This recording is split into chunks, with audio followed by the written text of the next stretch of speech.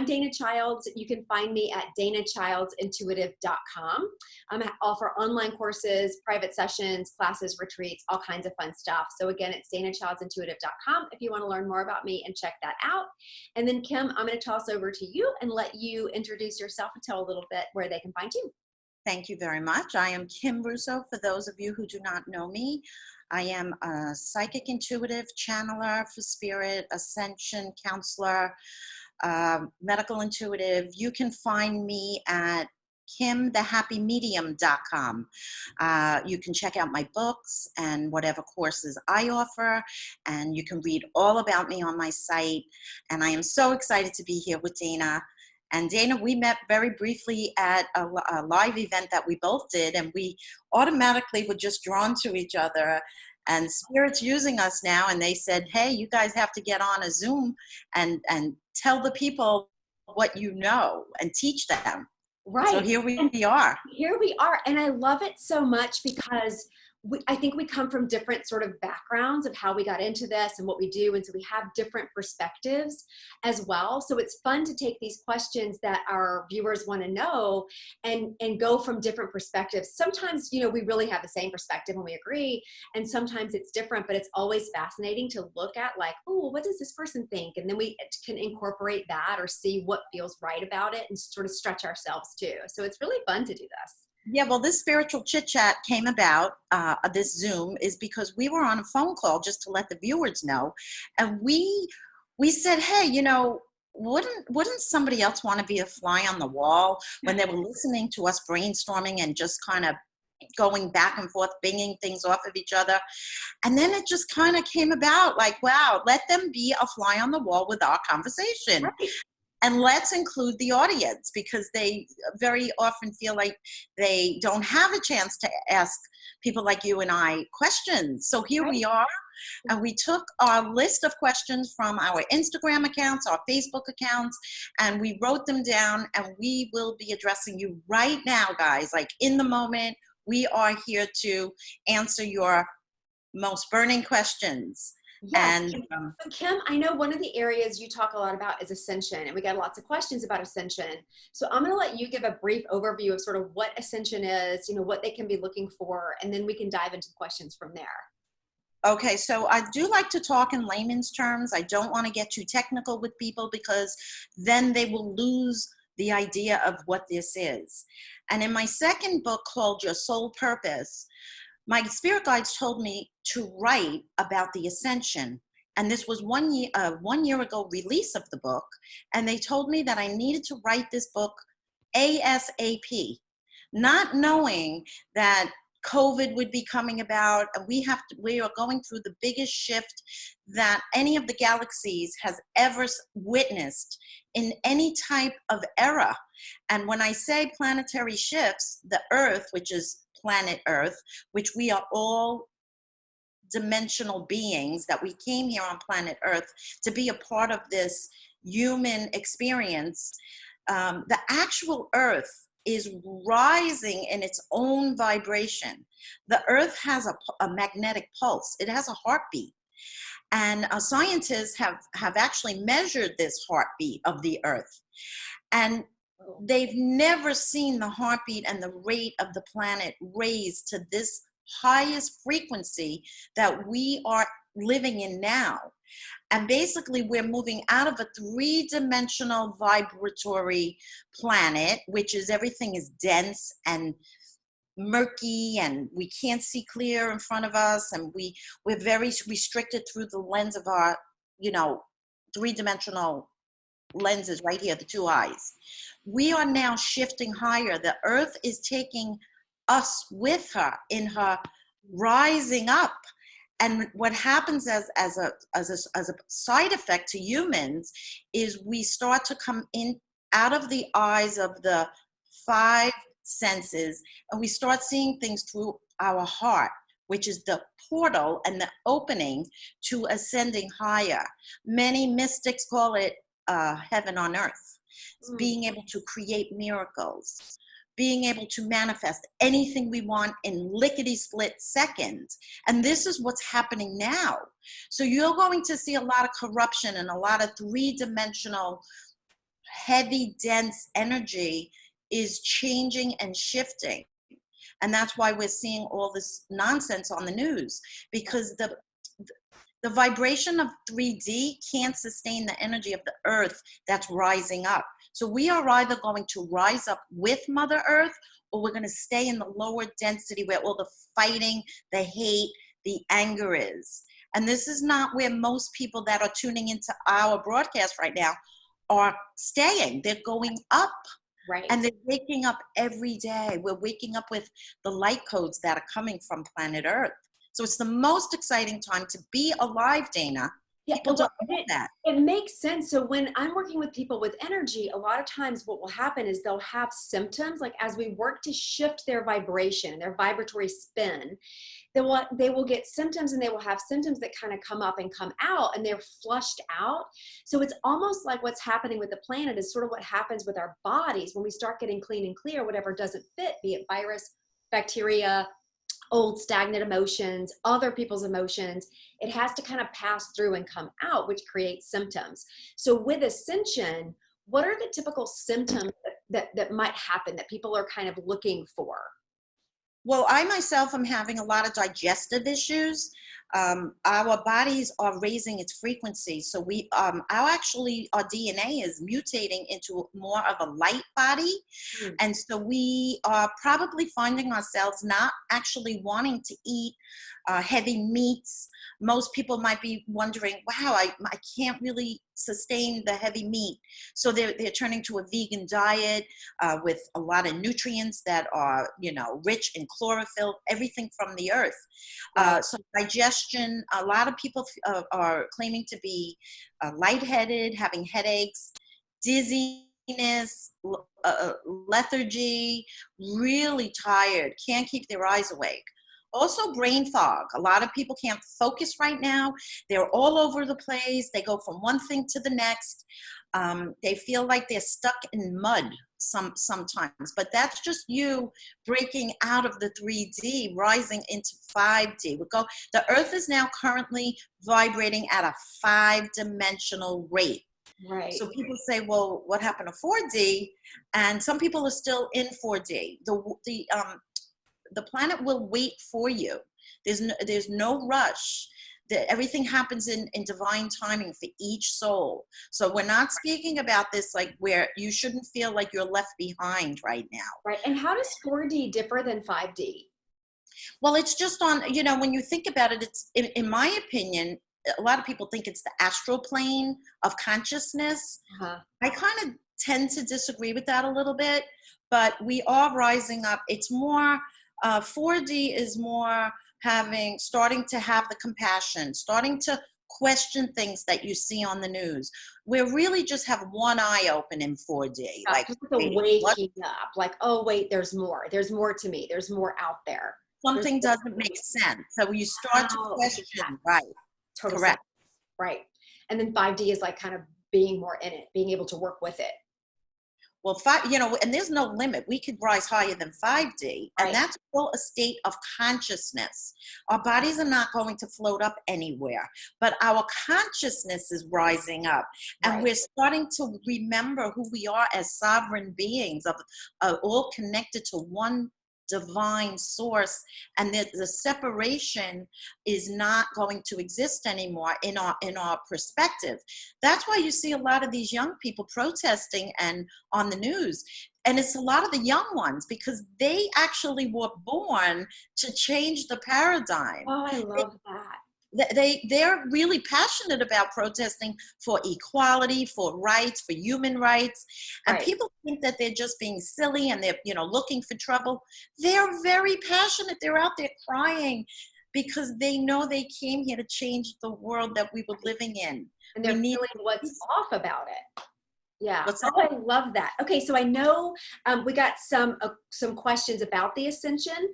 I'll let you start off. I know our first question is from your follower, Sherry Metzger on Facebook. Yes, Sherry Metzger. What if your vibration is higher than the people you live with and the people you are around, like your friends and your siblings?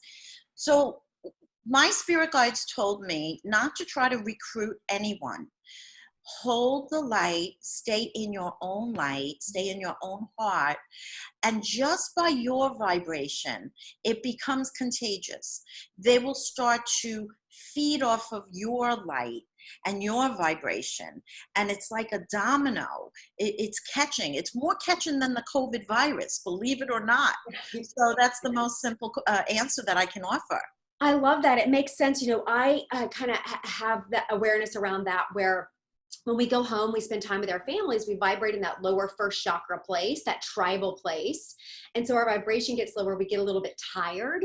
So one of the things I like to do is utilize caffeine in moderation if we do caffeine, because that can pop it up. But then if everybody goes out of the house, like your family goes out of the house for a walk or for a break or to the beach or to, wherever they want to go, it's just to kind of boost the vibration in the space. Just ask for source to come in and boost that vibration. And so then when everybody comes back in, they kind of feel the lift. They're all sort of taken with it, because we can't necessarily manipulate anyone else's vibration. It's not fair. I think that's a little unethical to tweak someone's energy when they're not giving you permission, but we can tweak the space around us and push that up. And then ultimately, Kim, I agree with you. It's that idea of getting to the highest vibration possible and holding that and not letting your vibration being impacted. And if it is impacted, that's a signal that that's where your own personal work lies.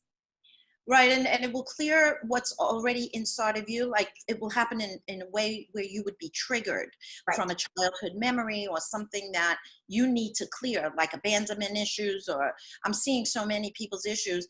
But the light codes are coming in and they're cleaning it out like a roto-rooter. Right. And I would like to just tell people, because I've found this to be helpful for myself when I'm in the midst of the three-dimensional, we'll always, go back and forth between 3D and 5D and maybe even higher, because we're humans. So we're allowed to have our 3D days. Like when, the news comes on, we can just go back into the fear.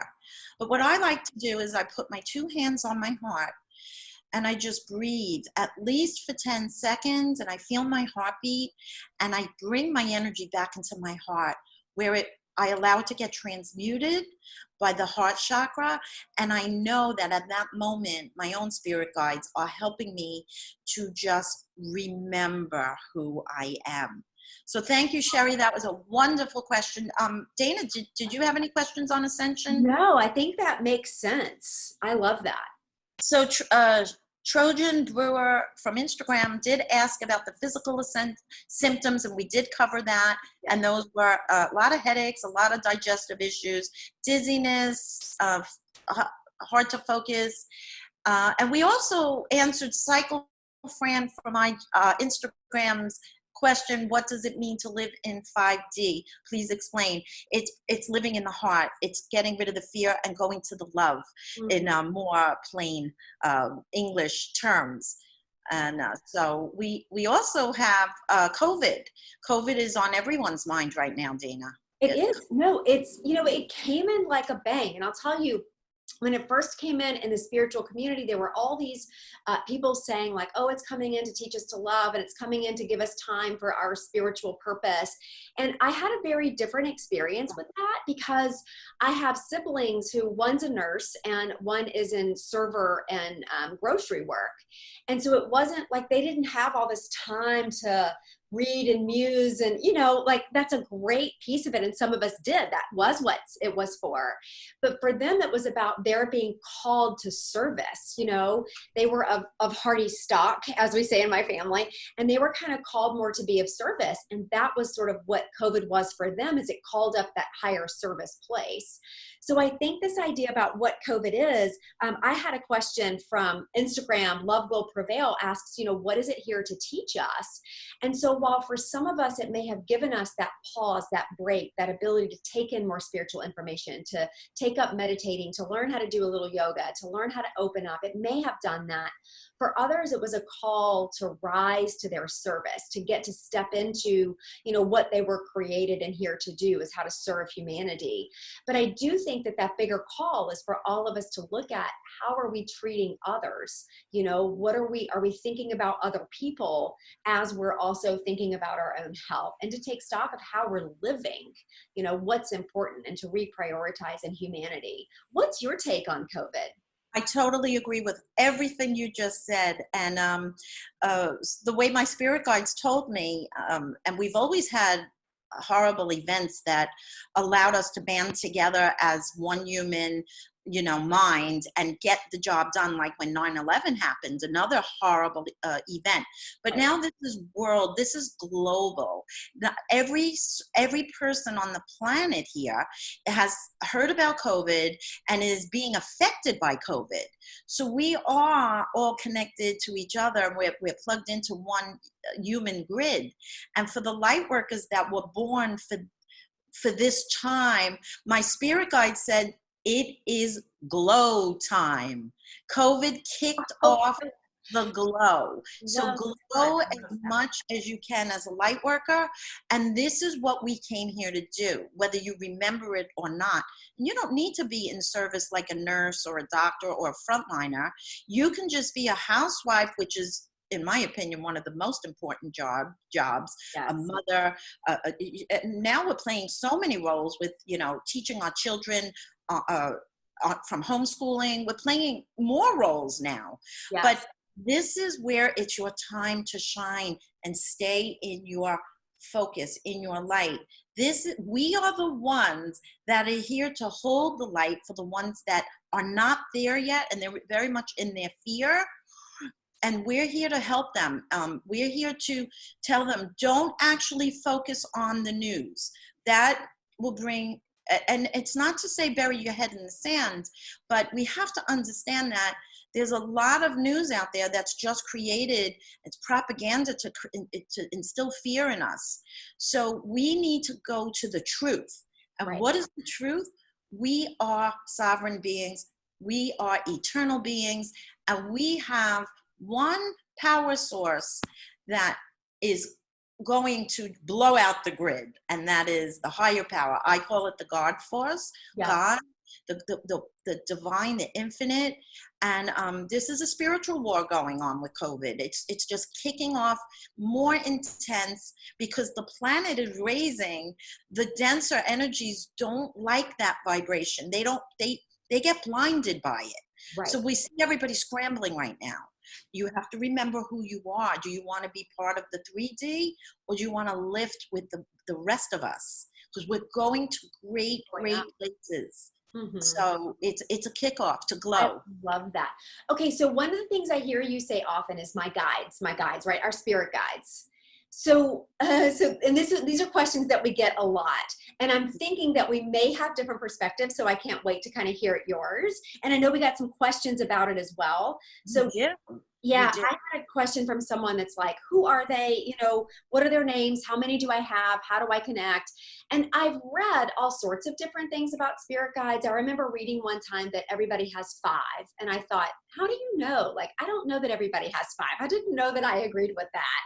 And then when I started learning sort of how to connect, and my intro was first through mediumship, even though I don't practice mediumship anymore, but my intro is through that. And my intuition is so subtle that for me to go up and connect to guides, it feels almost harder than going straight up. So when I try to connect, it's not that I dismiss that there are guides, because I know there are guides and I know that we have them. And my take on them as well is that most guides have been human. They have the human experience. And when we can have changing of the guides, I don't know that we have the same ones all through life. Through my experience is that when we have these times where, let's say I'm suddenly now interested in healthcare, I want to learn all about pathogens and airborne pathogens, then maybe I get a new guide that kind of comes in, that one of his passions or her passions when it was a human, that this guide knows more and sort of serves to sort of push, my inklings or my curiosities or where I study or where I learn in that way. So I think that we can have changing of the guides, but I've learned for me what works best is I go straight to source. I like the word God. That's just what I'm comfortable with.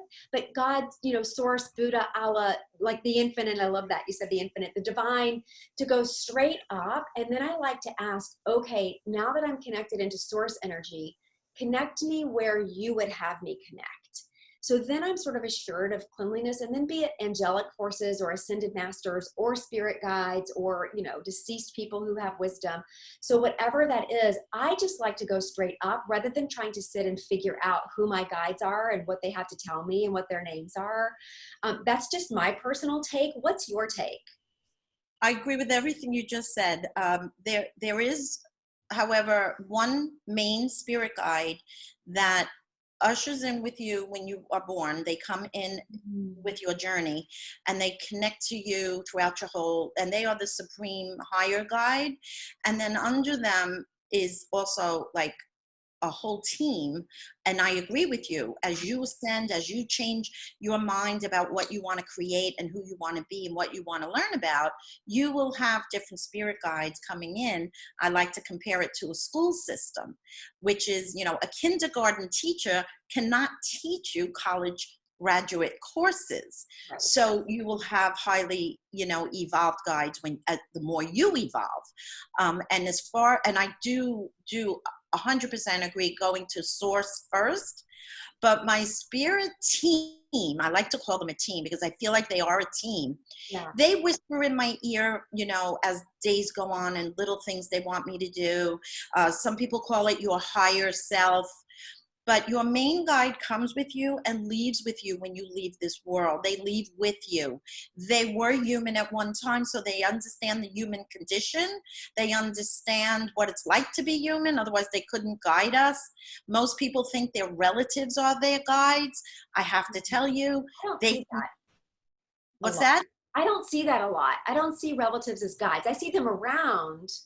Well, people ask me because of my mediumship, is my grandmother my guide, or my father, when he passed, is now my guide.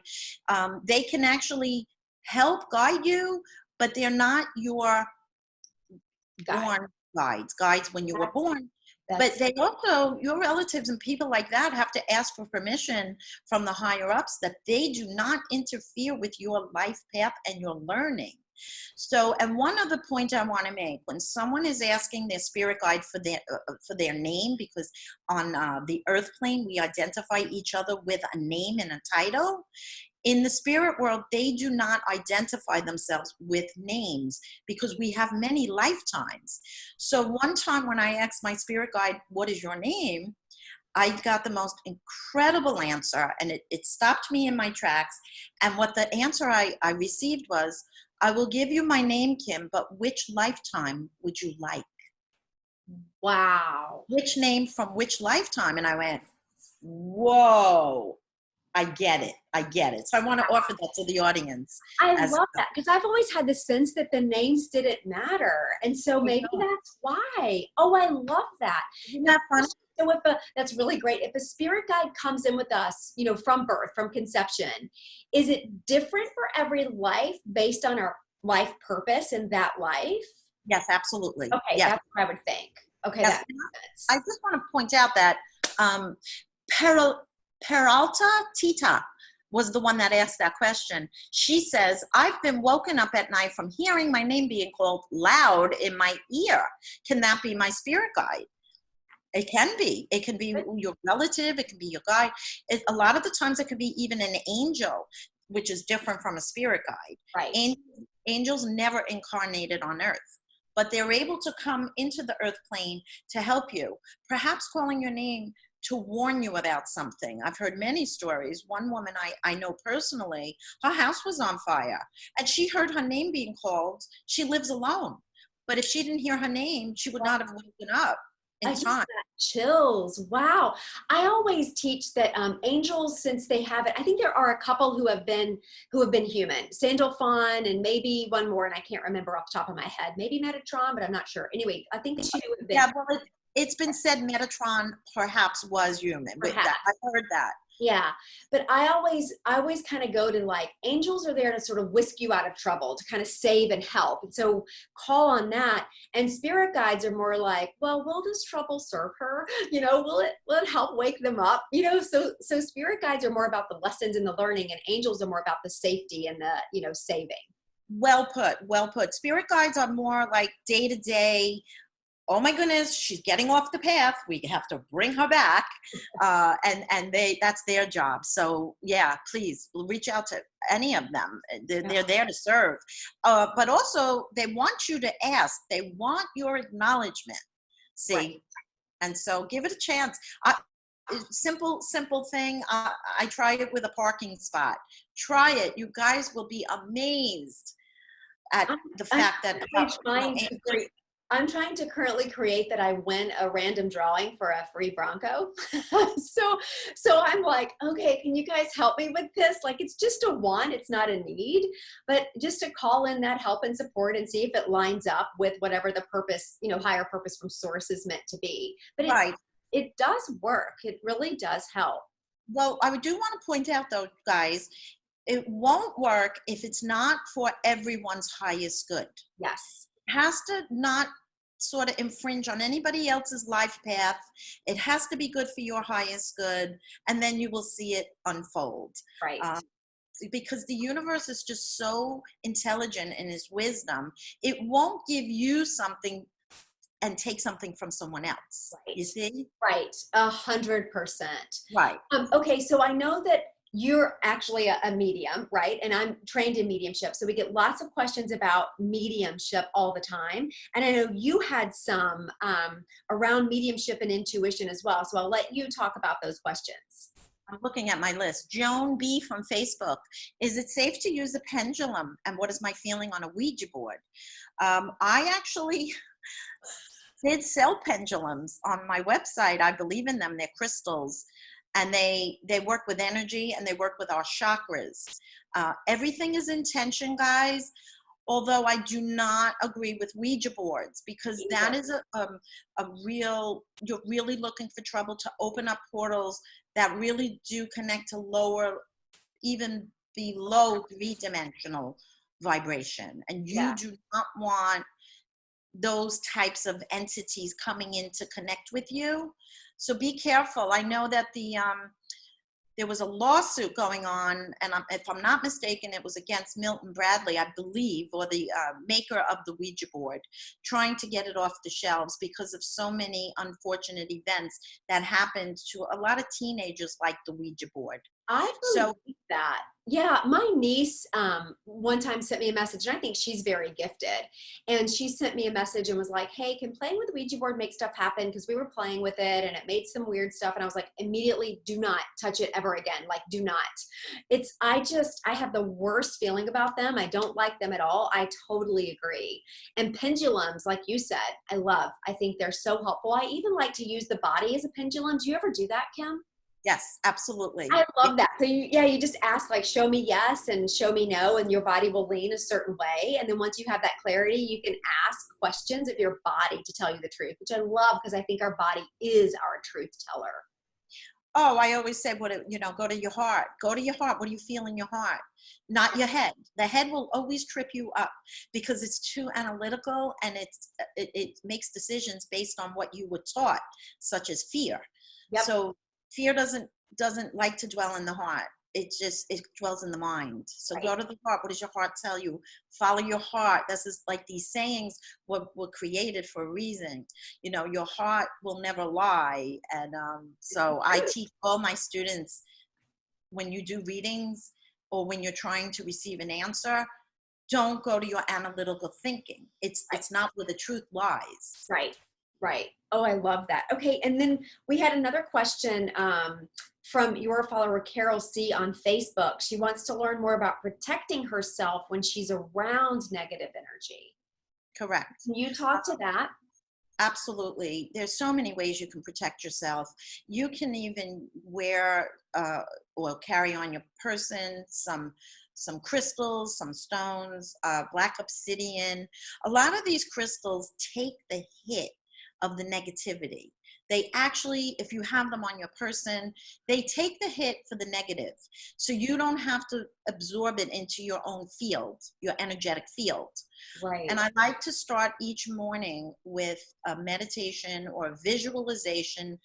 It doesn't need to be long. Even do it before you get out of bed, or put your feet flat on the floor, even if you're sitting on your bed, and picture the protective white light of a beautiful bubble encasing your whole body with no rips, tears, or holes in this bubble.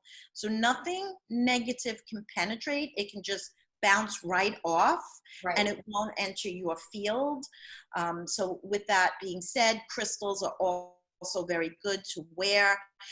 You can also transmute energy that you might have picked up somewhere by grounding, you know, taking a nice hot bath with magnesium salts, going to the beach if possible, walking in nature. If you're a city person, and I recommend getting a lot of house plants that can actually absorb negative energy, and you can put your you know, fingers in the dirt to ground. This So plant here is my buddy. oh, you said it's thriving. It looks fake, Dana. Isn't it gorgeous? Look how happy. It's so green. It's so green. I love plants. I have lots of plants.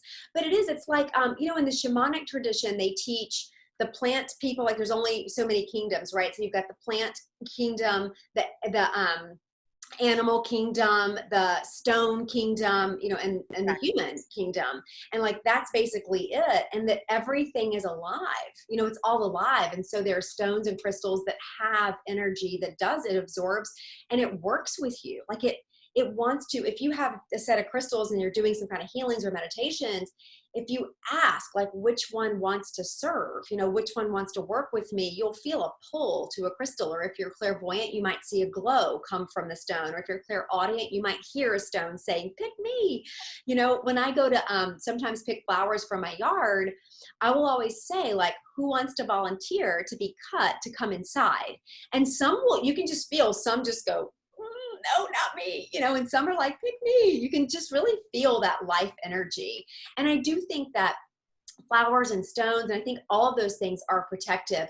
I've actually read that periwinkle, it's like a purple flower when it blooms, I believe, but periwinkle or dried periwinkle can be very protective against negative energies or even deceased, you know, spirits that may be dead.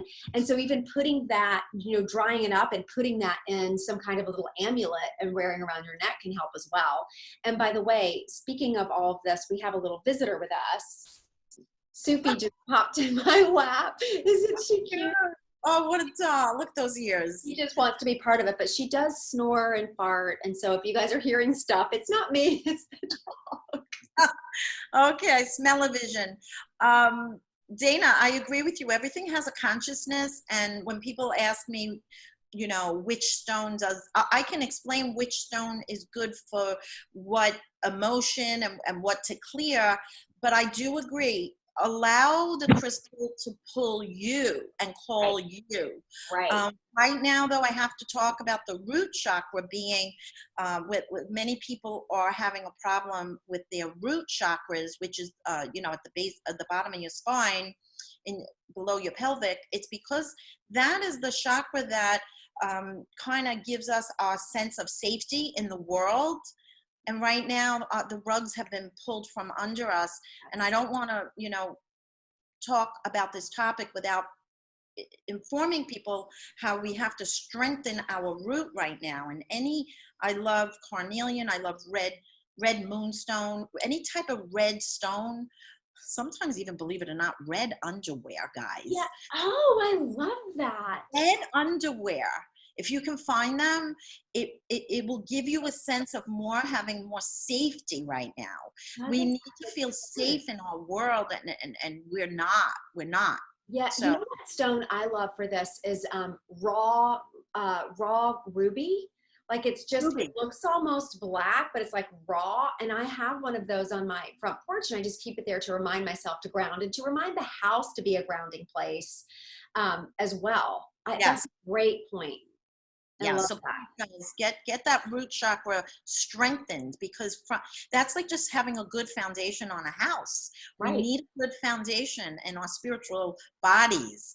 Right. And so you guys can look into those stones. Yeah. That was a good question from guys. And there is one more question, but Booby Lobby 123 from Instagram. I love that.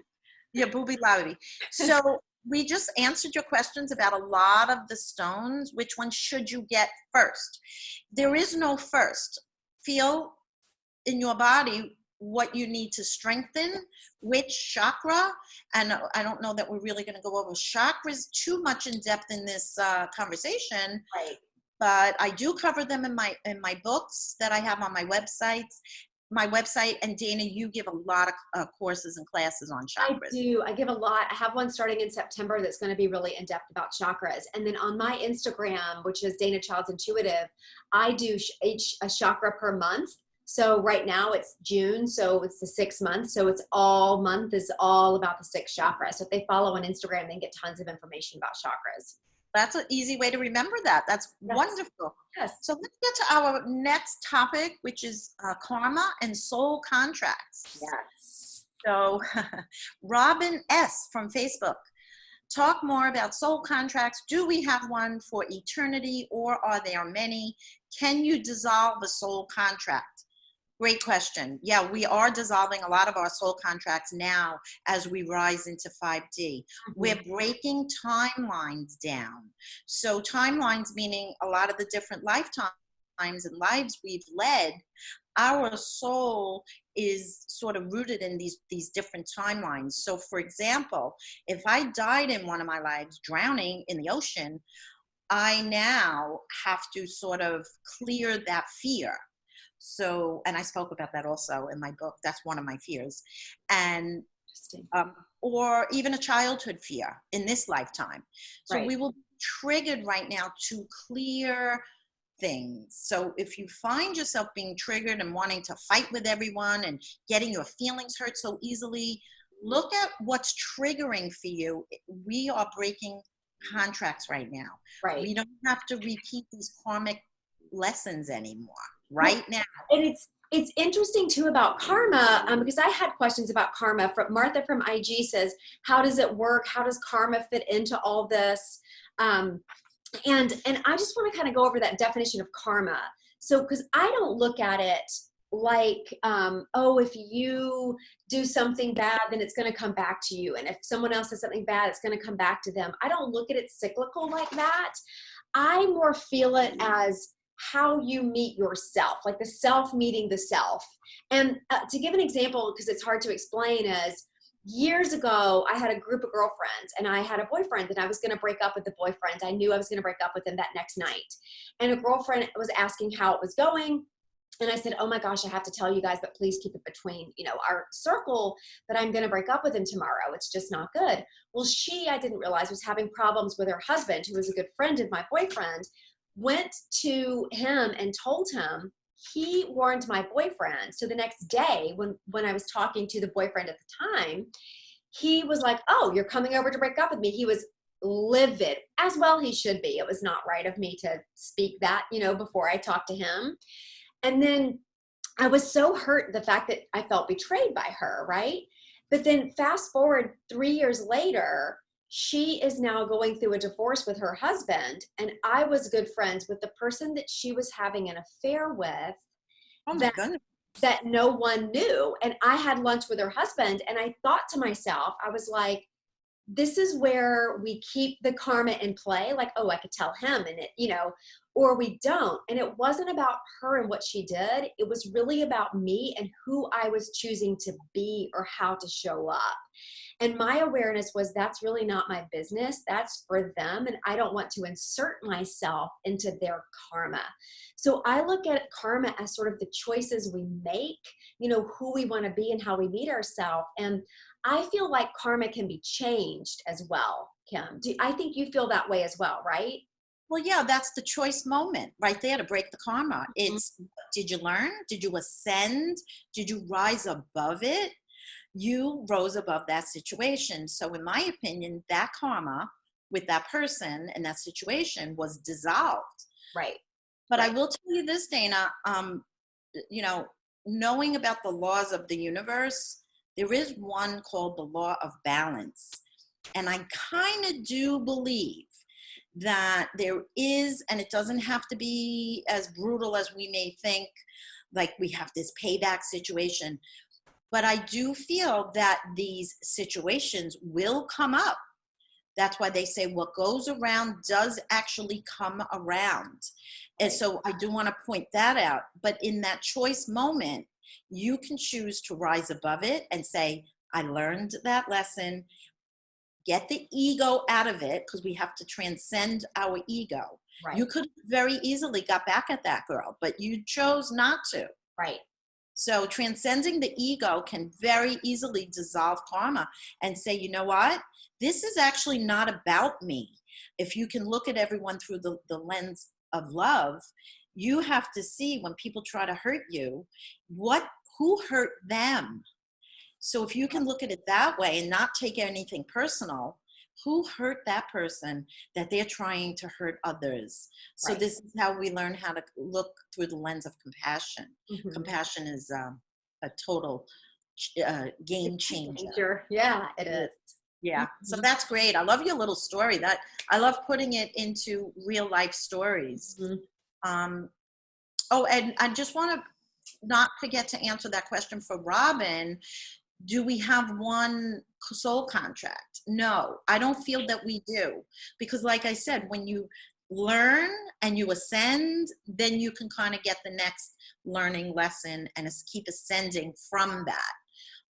And then Patty M from Facebook, do we continue to have free will when we pass? And is there a structure in the spirit world? It's a great I question. love that question. Me too. Me too. Yeah, Free I'll will, let you. Yeah, I'll let you take it. I have interesting thoughts about free will. I don't feel free will ever leaves us. We always have a choice. And that's exactly what we just spoke about. In that moment, what will you choose? Right. Um, there is a divine order in the spiritual realm and in the universe. The whole universe is divine. There's not one hair on anybody's head that has not been accounted for in any time, and time is an illusion anyway. So don't look at timelines as we know it, night and day. That's Right. only been created for the earth plane so that the earth can sleep Right. as well as our bodies need sleep. Right. But in the spirit world, we do not need sleep. But there is a divine structure to everything that's here and in the spirit world.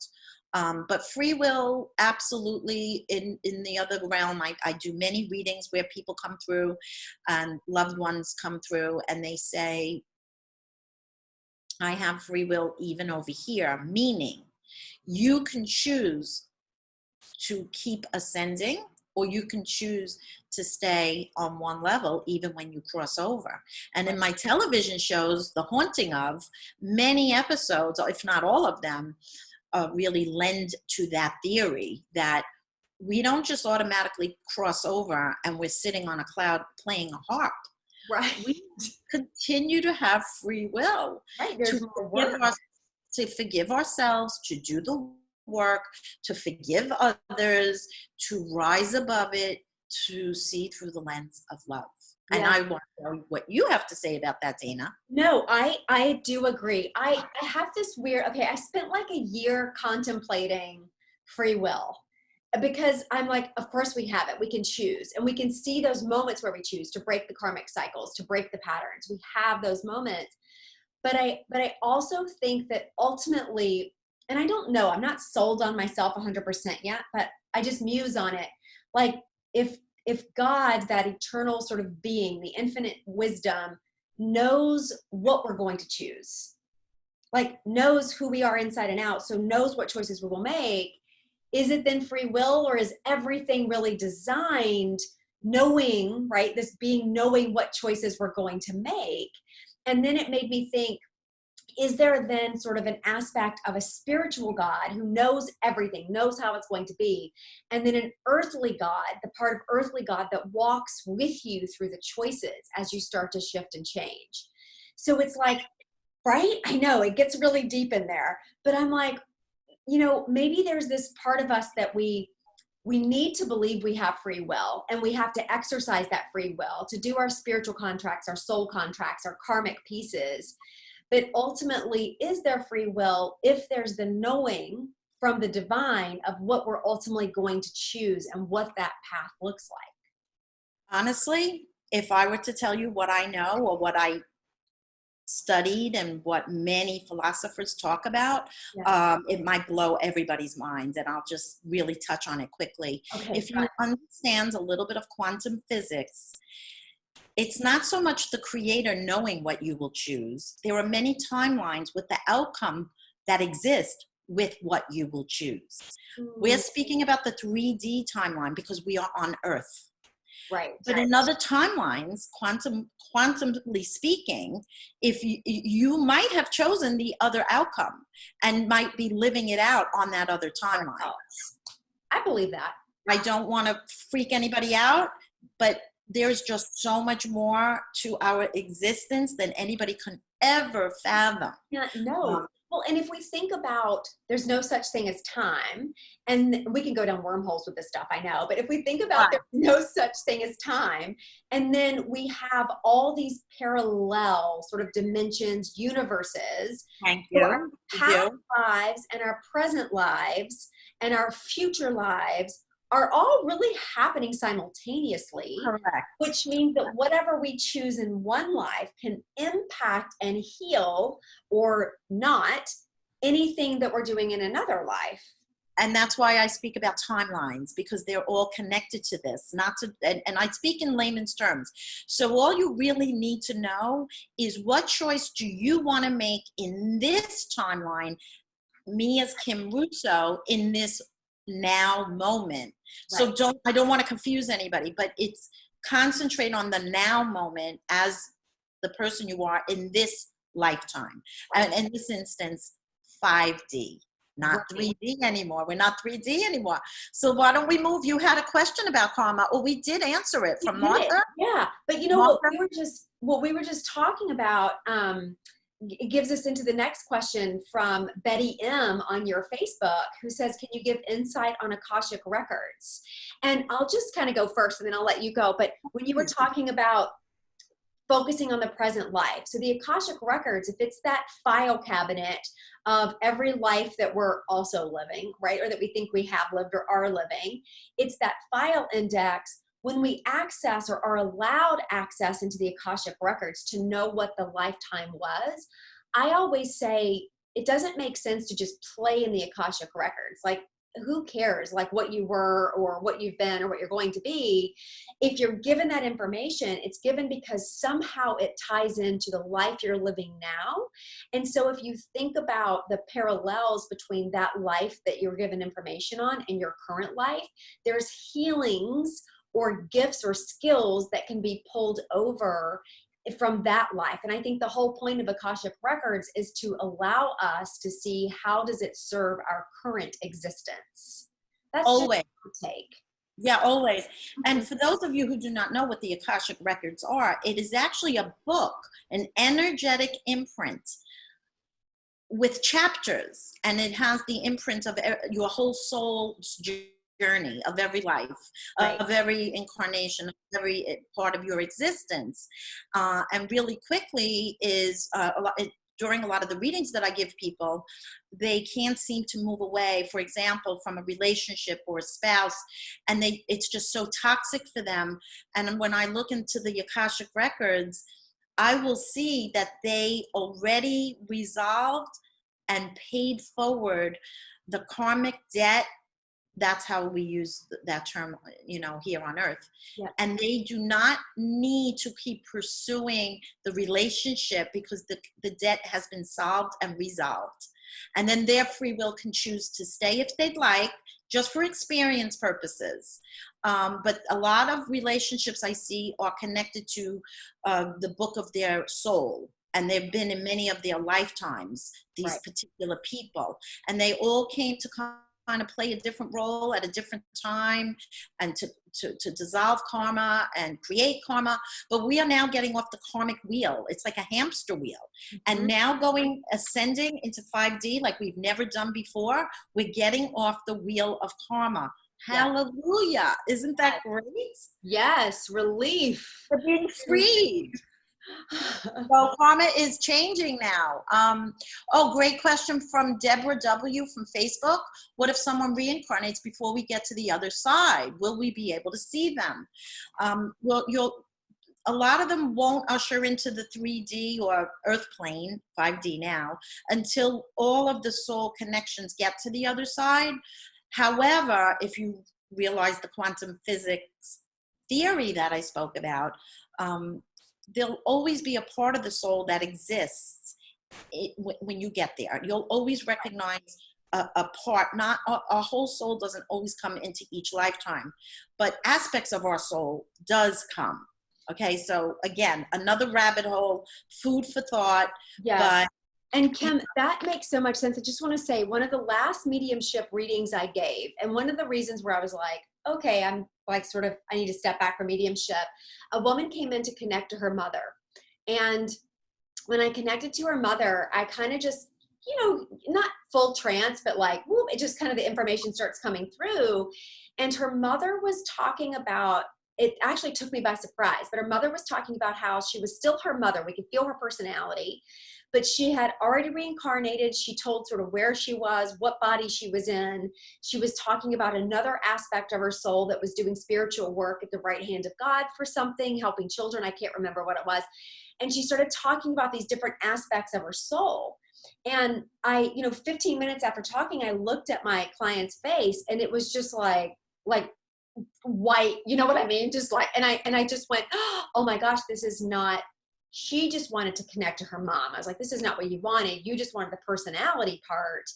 And I said, so I'm so sorry. And I actually just stopped the reading and she came back later for energy. It was all good. I actually loved this woman, but it was a knowledge to me for the first time where I could feel, and her mom was very spiritually awake when she was on the planet, which I think is why she was able to communicate all these things to me. But she was very much sort of in different aspects of her soul. And it was the first time I had awareness that we don't just kind of, we're not sitting and waiting going, oh, when are they going to come over to the other side? And when are they? It's like, we're busy. We have aspects of ourselves that kind of go and all disperse in all places. We're much more energetically complex than we seem as humans in a human body, locked into one place. That's right. Right. And we will see our loved ones when we get there, and our pets. And we will recognize each other by the energy. So don't worry about titles again, guys. Some people do reincarnate right away, like the ones that were taken and snatched away, like big events and tragic accidents. Like 9/11.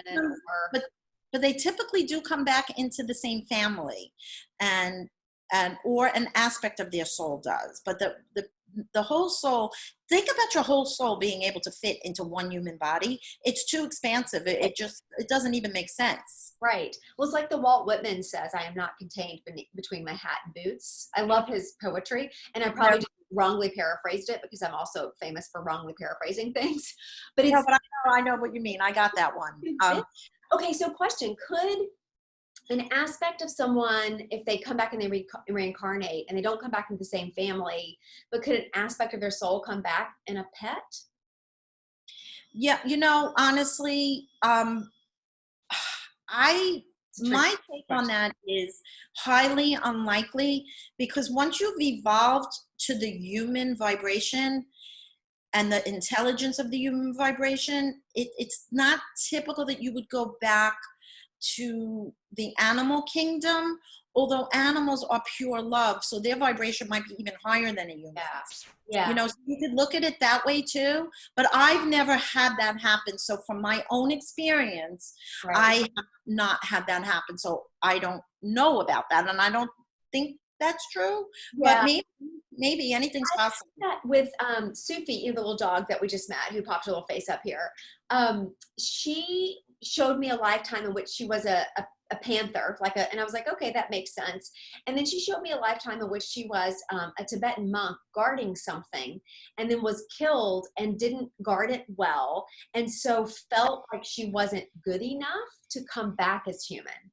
So one of the things I keep telling Sufi in this lifetime is, you'll make a great little human. You will make a great little human. Like, you can do it, just kind of giving her that encouragement. So I wonder if from that example, if a trauma could sort of cause us to freak out and kind of backtrack a little. You know how we self-punish as humans, right? Yeah. So like a trauma could cause the soul to go, let me go in this territory and make sure I have this now, and then I can come back in. So I wonder if, I don't have a set opinion on it yet, but just from just feeling my dog's experience, I just think like maybe there could be a trauma that could set us, if that is a will of evolution, it could set us, back. Perhaps. I do believe in vibrations and evolution, and everything is a vibration. So perhaps if animals have a higher vibration than humans, in the sense of, like I said, their unconditional love, and humans have not mastered that yet. Right. So it is possible. I don't really know, and I'm not ashamed to say it, but I've never had that experience where a human came back into a pet. Right. However, let's just move on. So, because we're really we're on a roll now. We are. Oh, I love that. Will the soul of a miscarriage, Susan Z. Will the soul of a miscarriage grow up in heaven? Yeah, because it's evolving. So they grow. You look at it on the earthly plane as, age like 1 to 20, 20 to 30. So the span of a human life is an average of 80 to 100 years old. Right. But the span of a soul is infinity. It's infinite. It has no expiration date. But so look at the soul, even when they come in as your own baby, they have to come in as the baby just for the body purpose to start from the beginning in the human experience. But the soul doesn't have to be that of a baby soul. And right. That's hence the term old soul. We all know, like, how does this person know this? I never taught you this. So they evolve. Our soul continues to evolve, if you want to look at that as an age, but it's ageless. The soul is ageless. So right. There's your answer there. Right. Short Love that question. Sweet. Yeah. And then, Jerik from Instagram, does religion matter when it comes to the afterlife? I've never had anybody come through to me telling me what other people should believe, but typically I've heard of a lot of testimony from people who have actually had near-death experiences, and the master or the God that they have served in their lifetime is typically who they see when they get to the other side. That makes sense. I think we create, right? So we're creating sort of what we believe in. Correct. Mm-hmm. So religion is a man-made concept. Religion in general is man-made, and that just means, I don't mean who you believe in, I mean who do you believe in, and all the set of rules, like like the Catholics were, so first you could eat meat on Friday, then you can't eat meat on Friday. First they did believe in reincarnation, and then they didn't believe in reincarnation. So man-made religion is all about controlling that congregation. Right. It's like a set of rules and a set of laws. And I do think there are incarnations that we have, or people where they're having an incarnation where they need the structure of the religion, or they need to be introduced into the concepts in some way, or maybe it really does serve them, save them, make them, better, have a better life. And so it's not that all religion is wrong, but I do think there's a point where we recognize sort of the humanness of it and can sort of go beyond into the sort of expansive infinite of what spirituality and God is. Right, because religion really was created to segregate us. If your beliefs are different than mine, you know what, I can't marry you. Right. I'm just giving you examples. So religion definitely was created to segregate, so was politics, and I can go on and on and on about segregation. Right. But honestly, there are universal laws that not one of us is exempt, and we must abide by the universal laws, or the laws will make us abide. Right. We know that. We've right. seen it. Right. What else do we have, Dana? So we're moving into a topic of signs and omens. And so I have a question from the Healthy Family Table from IG, and she says, I know you've said things about signs. How do you know what is a sign and how to interpret it? And then Christine from IG says, how do we trust signs when I know I'm capable of manifesting or interpreting them based on my own desires or my own agenda? Right? So yeah, they're great questions. So what's the sign and how to interpret it? I like to set up like what I'm looking for a sign for. I like to kind of put out there to the universe, be clear about this. I need a sign for this. What is this sign? So then I know what I'm looking for. But I think our ego, like if we can make the sign mean anything, I do think our ego can get in the way and sort of feed that part of what we're wanting to see, what we want it to mean. And in order to get out of that, we have to be in this real like open-hearted, expansive place where we're allowing it to come in without interpreting it based on our needs, right? Or our fears, because fear is a big thing. I think fear is where we hit, because I do think fear is ego a little bit. So I think when we hit fear, that's when we start to misinterpret, some things and some signs. So I just like to very specifically ask for clarity. But what I've learned in my work, through my readings, through just sort of trying to live a more intuitive life, I've learned that almost everything is a sign. There's really not a whole lot that isn't a sign. Everything is kind of put in place to give us pointers. Yesterday I was driving and I had every car pull out in front of me. I hit every red light. I hit, it was like everything that kept saying slow down. And so once I finally got that, I was like, okay, tonight I'm going to bed early and I'm just going to not do anything, because I've been working really late every night. And I thought, I'm just going to slow down today, because that was the sign that was coming in all the time. So when we look at our world around us as giving us signs, then I think we're really keyed in. What's your take on it? That's the trick, being keyed in and understanding. Basically, signs come in all forms, and a lot of people, before they cross over, they discuss signs with their loved ones. Mm-hmm. But I want to point out to people that if you tell your loved one to send you, I don't know, a hawk as a sign, maybe they cannot actually manipulate that energy, but they'll get something very close to it. Right. And they'll either give it to you in the moment, or when you're, at your celebrations. They love celebrations, and they're with you in times of heartfelt tragedies and grief. So always look for the signs, more so when there's a big celebration in your family, a wedding, a baby, or anything, the purchasing of a home, new career. They always want us to know they're still with us. Mm-hmm. And I always like to just let people know, if most people don't believe in coincidence. So as long as you don't believe in coincidence, that's your sign. Signs can also come through other people, through dreams that people have. There's so many signs that, again, I've been told to call people in the morning when I wake up, and I don't. Sometimes it's even not the best news, and I hesitate, and I'm just get this nagging push, call them. Right. So I'll call the person, I'll say, okay, something's going on in your family, your mother or your father, they want me to reach out, and what's going on?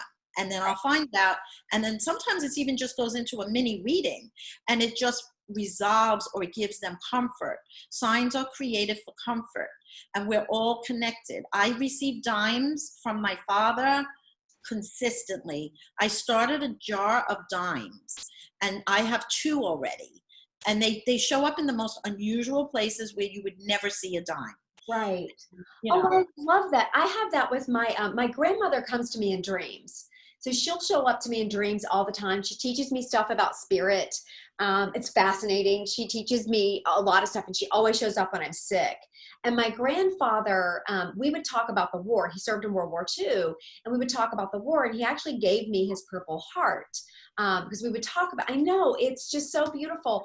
And so what will happen is, after he died, which was crushing for me years ago, I would find these Purple Hearts everywhere. Like, I got my neighbor's mail by accident, and it had a Purple Heart stamp on it. I was driving down a highway, and I heard in my head, like, look up, and I looked up, and it's Purple Heart Memorial Highway. Mm. And I was in China, and we were in Hong Kong, and so everything was on the TV was, in Cantonese, I can't remember which is in Hong Kong, but it was not in English, of course. And then suddenly, so we're just doing something else, and suddenly this commercial in English comes on, so it catches my attention, and it's about a Purple Heart, like a museum with a Purple Heart. And I just thought, wow. So it just comes in all the time. I can see like just sort of painted purple hearts, you know, that license plate with the purple heart tag. And I just know like, oh, that's my grandfather. He shows Well, up to me yeah, all the that's time a this way. specific one, right? And they'll always try. They're very clever too. They want you to Very. do them, whether it be the birthday that they had and showing up on license plates, or maybe even the time they passed away. Mhm. And what I want to point out to people more, just so you know, because people want to know how will I know Right. something. They will also not only send you a sign, but they'll spark something in you to connect you to think of them. Right. That's when you Right. know. Well, So and people, that's what I say to my clients as well, is like, they go, oh, I just think about, you know, my deceased sister all the time. And I'm like, that's her. Like, that's her kind of out of the blue, like coming in, you know, and saying, hey, this, hey, that, hey, I'm here. Okay, so Kim, this has been so much fun. I know that we have more questions. We have great questions on purpose. We have all kinds of fun questions, but I think we need to sort of end for today. So because I know I have some clients I have to get to, but this has been great, and we'll see how it goes. And if there's demand, then we can always think about doing another one and see what kinds of good questions keep rolling in. I know, and you know, I think this was a great start to talk, to have our spiritual chit chat, and I want to thank everybody for writing in. You guys gave us great questions, and these are questions that so many people have. So God bless everyone. Stay calm and centered and focused. Until next time, namaste. Bye.